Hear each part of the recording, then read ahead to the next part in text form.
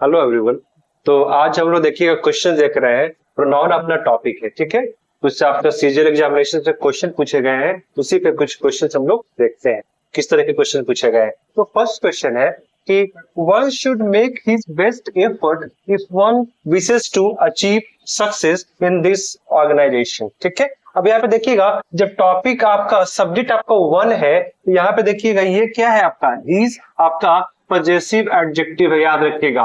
तो वन के लिए हीज नहीं होता है, ठीक है। वन के लिए हमेशा हम लोग वंस यूज करते हैं। ये ही आपका क्या है, ही और शी के लिए हम लोग हीज और हर यूज करते हैं, ठीक है। सब्जेक्ट आपका वन है, तो यहाँ पे एडजेक्टिव क्या आने वाला है, वंस आने वाला है। तो ऑप्शन क्या हो जाएगा आपका, ऑप्शन ए आपका एरर है, हीज नहीं होगा, क्या होगा, वंस होगा, ठीक है। One should make his best effort if one wishes to achieve success in this organization. One के साथ क्या आएगा, हीज आएगा, आपका हीज नहीं आएगा, सॉरी, वन के साथ आपका वंस आएगा। चलिए नेक्स्ट क्वेश्चन है, नेक्स्ट क्वेश्चन देखते हैं।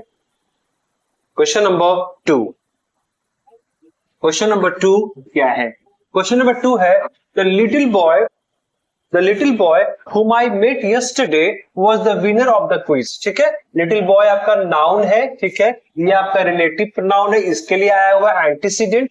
अब ये कॉन्सेप्ट कहता है कि रिलेटिव प्रोनाउन के बाद अगर सब्जेक्ट आया तो यहाँ पे क्या यूज करते हैं, whom यूज करते हैं, ठीक है। और अगर रिलेटिव प्रोनाउन के बाद कोई वर्ब आएगा तो क्या यूज कीजिएगा, who। अब देखिए वहां पे who यहाँ पे इस्तेमाल किया गया है, लेकिन एंटीसीडेंट के बाद यहाँ पे क्या सब्जेक्ट आया है, मतलब who की जगह क्या लगेगा, यहाँ पे whom लगेगा। तो ये भी आपका ऑप्शन आपका गलत ए है। तो लिटिल बॉय whom होगा, क्यों, फिर से आपको बताते हैं। ये रिलेटिव है, ठीक है। एंटीसीडेंट आपका जो है, ठीक है, रिलेटिव के बाद जो नेक्स्ट आता है आपका, रिलेटिव के बाद जो नेक्स्ट आता है, ठीक, वो अगर वर्ब आएगा तो हु लगाइएगा, और अगर रिलेटिव के बाद अगर यहाँ पे सब्जेक्ट आता है क्या लगाइएगा, होम। यहाँ देखिए रिलेटिव है आपका, है रिलेटिव प्रोनाउन हु है, उसके बाद एक सब्जेक्ट आया हुआ, मतलब क्या लगेगा यहाँ पे, होम लगेगा। चलिए ये क्वेश्चन नंबर 2 था। नेक्स्ट चलते हैं क्वेश्चन नंबर 3। क्वेश्चन नंबर 3 क्या है, क्वेश्चन नंबर 3 कहता है she was more garrulous than either of her 3 sisters. और आपको पता होगा कि ये जो आइदर, ठीक है, आइदर क्या है आपका, तो आप कहेंगे आइदर आपका डिस्ट्रीब्यूटिव है, ठीक है। और इसका मतलब हमेशा 2 होता है, याद रखिएगा। आइदर में से 2 में से कोई एक होता है, नाइदर में आपका 2 में से कोई एक भी नहीं, दोनों आपका सिंगुलर है। लेकिन यहाँ बात हो रही है 3 का, तो क्या कीजिएगा, आइदर हटा दीजिएगा, क्योंकि आइदर हमेशा इस्तेमाल होता है 2 के लिए। तो क्या आ जाएगा, सी वॉज मोर गैरुलस, गैरुलस का मतलब बातचीत जो बहुत बातूनी होती है, देन हर 3 सिस्टर्स। यहाँ पे आइदर की जरूरत नहीं है, आइदर हमेशा 2 में से कोई एक, नाइदर 2 में से कोई एक भी नहीं, ठीक है। क्या लिखा हुआ है, we use either with 2 person और थिंग्स। यहाँ पे 3 है तो आप आइदर को हटा दीजिएगा। ये क्वेश्चन नंबर 3 था। चलिए क्वेश्चन नंबर 4 देखेंगे। क्वेश्चन नंबर 4 क्या है, क्वेश्चन नंबर 4 है he sent all the furniture to Hisar that he had bought in Chandigarh, ठीक है। आपको पहले ही पता है, नाउन टॉपिक में पहले भी आप लोग पढ़ चुके हैं कि फर्नीचर अनकाउंटेबल होता है और इसीलिए वो हमेशा सिंगुलर होता है। तो सिंगुलर फॉर्म में दिया हुआ है he sent all the furniture to Hisar that he had bought in Chandigarh। ये आपका नो एरर है, बिल्कुल सही है, ठीक है। जब क्या कहते हैं, एंटीसीडेंट के साथ ऑल अगर लगा रहता है तो हम लोग रिलेटिव प्रोनाउन दैट यूज करते हैं। ये आपको हमने कॉन्सेप्ट में पहले बताया है। चलिए क्वेश्चन नंबर 5 चलेंगे। Mister Chaudhary or representative will get in touch with you. इसमें भी क्या है आपका, कोई भी एरर इसमें नहीं है, ये सेंटेंस बिल्कुल सही है। Mister Chaudhary or representative will get in touch with you, कोई भी इसमें एरर नहीं है। चलिए नेक्स्ट चलेंगे क्वेश्चन नंबर 6।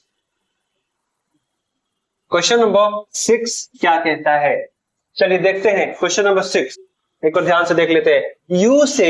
यू से it's your problem but I से इट्स माई, ठीक है। अब यहाँ पे देखिएगा ये माई क्या है, तो माई कहेंगे, माई तो पजेसिव एडजेक्टिव है और पजेसिव एडजेक्टिव के बाद हमेशा नाउन आता है, ठीक है। लेकिन यहाँ पे देखिए तो माई के बाद कोई नाउन नहीं आ रहा है, मतलब क्या होगा, ये पजेसिव एडजेक्टिव नहीं होगा, पजेसिव प्रोनाउन होगा। तो इसके लिए क्या चेंज कीजिएगा, माई नहीं होगा, ये माइन हो जाएगा। यू से it's your problem but I से इट्स माइन, ये मेरा है, याद रखिएगा। पजेसिव एडजेक्टिव के बाद हमेशा यूज आता है नाउन का। यहाँ पे देखिए कोई नाउन नहीं है, मतलब ये पजेसिव एडजेक्टिव नहीं होगा। कौन सा यूज होगा, पजेसिव प्रोनाउन। पजेसिव प्रोनाउन क्या आपका होता है, माई का, माइन। तो अब जाकर क्वेश्चन ये सही हो जाएगा, ठीक है। Possessive pronoun is mine, we use possessive adjective before a noun. Noun से पहले यूज करते हैं पजेसिव एडजेक्टिव। यहाँ पे नाउन नहीं है, मतलब क्या यूज होगा, पजेसिव प्रोनाउन। पजेसिव प्रोनाउन क्या होता है, माई का आपका माइन होता है, याद रखिएगा, आई का माइन होता है। चलिए नेक्स्ट क्वेश्चन चलेंगे, क्वेश्चन नंबर 7। क्वेश्चन नंबर 7 एक और देख लेते हैं। Your are the same problems as mine. आपको लग रहा है दोनों क्वेश्चन सेम है, नहीं। चलिए देख लीजिए, योर क्या है, तो फिर आप कहेंगे कि योर आपका पजेसिव एडजेक्टिव है, और इसके बाद तो हमेशा एक नाउन चाहिए, ठीक है। मतलब यहाँ पे देखिए इसके बाद कोई नाउन नहीं है, वर्ब है। मतलब क्या है ये, यहाँ पे ये पजेसिव एडजेक्टिव नहीं है, क्या होना चाहिए, पजेसिव प्रोनाउन होना चाहिए।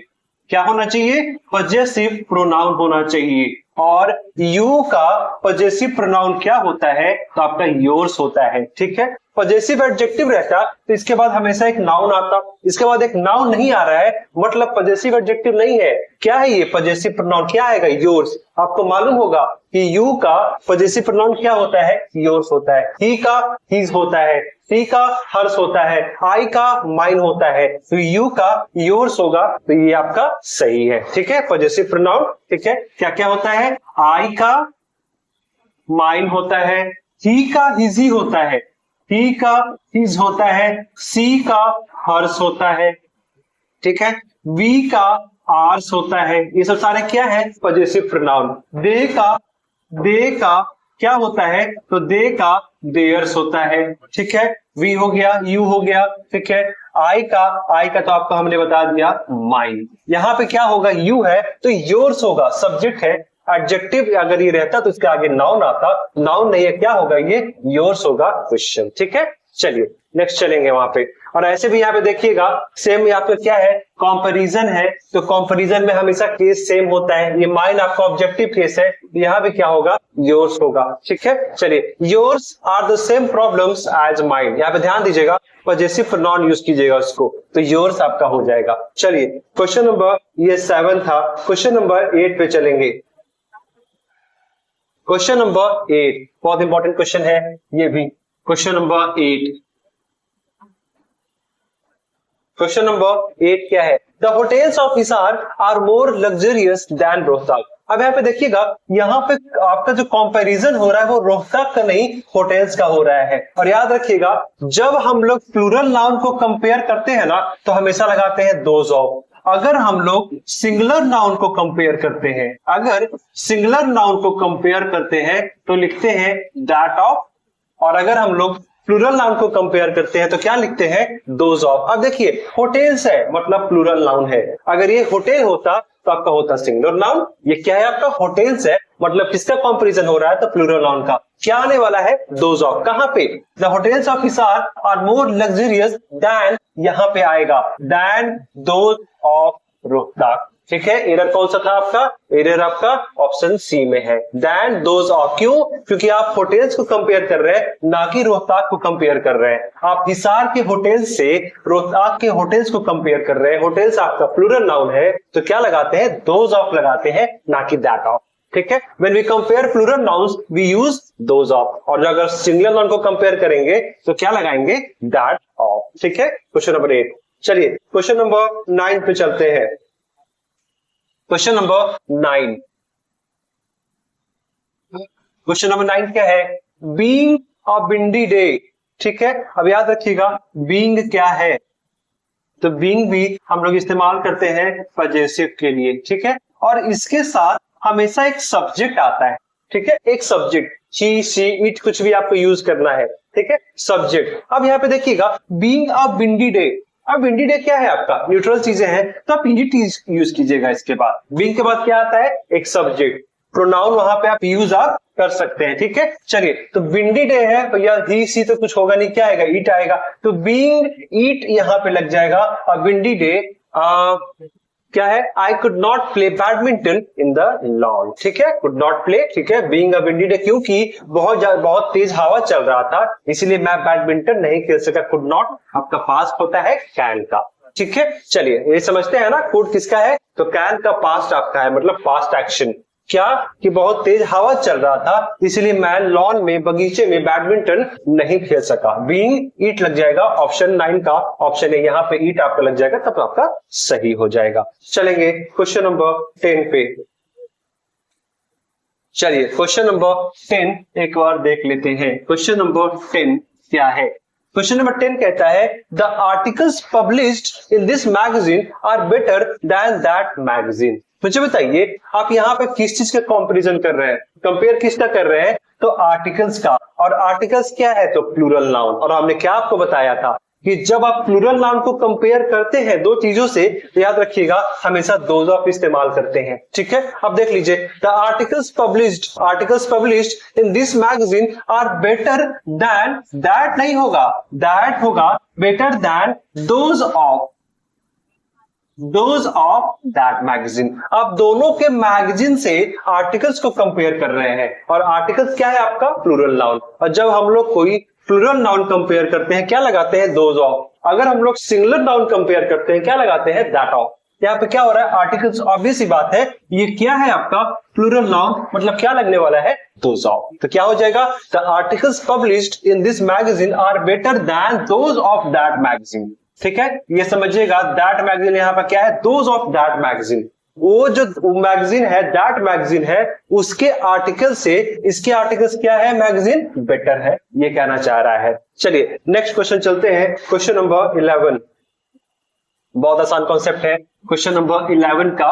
क्वेश्चन नंबर 11 क्या है, both of them will not deny the accusations against them. आरोप है था, ठीक है, लेकिन याद रखिएगा बोथ के साथ कभी हम लोग नोट यूज नहीं करते, बोथ के साथ हम लोग नॉट यूज नहीं करते हैं। अगर दो में अगर आपको नेगेटिव सेंस करना है तो उसके लिए वर्ड क्या है, नाइदर। दोनों में से कोई भी नहीं, कोई एक भी नहीं, ठीक है, नाइदर यूज करते हैं। बोथ के साथ कभी नॉट यूज नहीं करते हैं। अगर दो में आपको नेगेटिव सेंस कहने का अगर आपका मन हो, कहना चाहते हो, तो आप नाइदर यूज कीजिए। आइदर क्या होता है, दो में से कोई एक भी नहीं, नाइदर आइदर होता है दो में से कोई एक भी, और नाइदर होता है दो में से कोई एक भी नहीं। तो क्या आएगा, both of them will not, ये नॉट यहां हट जाएगा, will deny the accusations against them. Option number आपका ए आएगा, सही है। चलिए नेक्स्ट चलेंगे, क्वेश्चन नंबर 12। क्वेश्चन नंबर 12 है, देखते हैं क्वेश्चन नंबर 12 क्या है। क्वेश्चन नंबर 12 है, he claims to have read Shakespeare's all great tragedies, who is the greatest playwright of English। ठीक है, he claims to have read Shakespeare's, apostrophe लगा हुआ है, all great tragedies, किसके बारे में बात हो रही है, तो शेक्सपियर के बारे में, ठीक है। आपका एंटीसीडेंट कौन होगा वहां पे, ठीक, he claims to have read Shakespeare's all great tragedies, ठीक है। ये हु किसके लिए आ रहा है, शेक्सपियर के लिए। और हमने क्या आपको बताया था कि अगर, ठीक है, अगर ये रिलेटिव प्रोनाउन के बाद एक वर्ब आ जाएगा मतलब वहां पे हु सही है। और अगर रिलेटिव प्रोनाउन के बाद अगर कोई सब्जेक्ट आता है, ऐसे केस में क्या लगाते हैं, तो हम लोग हु लगाते हैं, ठीक है। क्या आएगा, he claims to have read Shakespeare's all great tragedies, who is the greatest playwright of English। बिल्कुल सही है, नो एरर है। क्यों, रिलेटिव प्रोनाउन के बाद वर्ब आया हुआ है, इज, आपका समझते हैं ना, इज आपका क्या, हेल्पिंग वर्ब, तो क्या लग जाएगा वहां पे, यहाँ पे हु ही लगेगा। जब सब्जेक्ट आता तब हु लगता। चलिए क्वेश्चन नंबर 13 चलेंगे। क्वेश्चन नंबर 13 क्या है, चलिए question number 13। Question number 13 same आपका कॉन्सेप्ट है क्वेश्चन नंबर 12 का ही। My mother is the kind of woman whom everybody knows is homely and gentle।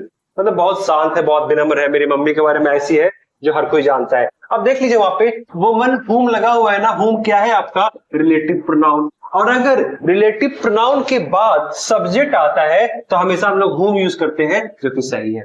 अगर रिलेटिव प्रोनाउन के बाद वर्ब आता तो हु यूज करते, रिलेटिव प्रोनाउन हु है ना, देखिए तो सब्जेक्ट है कि नहीं, मतलब क्या यूज होगा, हुम, बिल्कुल सही है, नो एरर क्वेश्चन नंबर 13 में वही दिया हुआ है कि एंटीसीडेंट रिलेटिव प्रोनाउन के बाद वर्ब आएगा तो हु लगा दीजिएगा, रिलेटिव प्रोनाउन के बाद अगर सब्जेक्ट आएगा तो हुम लगा दीजिएगा। रिलेटिव प्रोनाउन हुम था, यहाँ पे सब्जेक्ट था, क्या लगेगा तो हुम लगेगा। चलिए नेक्स्ट क्वेश्चन देखेंगे, नेक्स्ट क्वेश्चन, क्वेश्चन नंबर 14, ये आखिरी क्वेश्चन है, क्वेश्चन नंबर 14।